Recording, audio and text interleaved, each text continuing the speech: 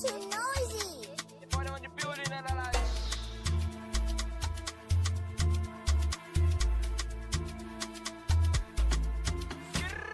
In ba yardan Allah ba shin ta ya zan amsa sunan mai fada. Yayi mun sari da masifa yanzu jira na suke yi a kullun kafin na zo kaga an bude kofa. Idan rabbana ya kace kai ne duk duniya ba mai ce a'a. Yadda da rabbana ADS ko ma gida Maryam ta rufe kofa. Ruwan plus nake yi a kullun diman ya ce kai mai fada nayi kara. Na ce ban yi komai ba broda waiting for me akwai faza papa step by step nake yin komai tun da rabbana ya kaban dama. Jinjina suke yi su yi salute kaji sun ce mai fada ya zo fa kafin na fito na saya da kafa na danwa wallahi na fama a baya na kwana a daki gadon karagun da babu katifa fa to kaga kan fa ajiyar Allah shekaru da dama baya su ba in ba yardan Allah ba mai fada ba zan yi waka ku ji ni ba in ba yardan Allah ba da zagin makiyana bai bar ni ba in ba yardan Allah ba Darren, you are just too noisy. in ba yardan Allah ba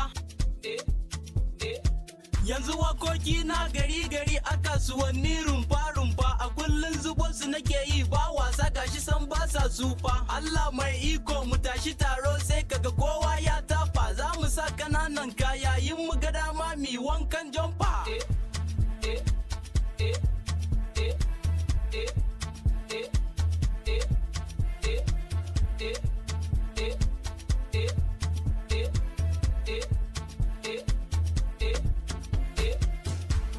zuba tattara hargiza daure cinye kai a yanzu kai mun cinye hawa fa agogo sarkin aiki bana gajiya kullum fa ina fama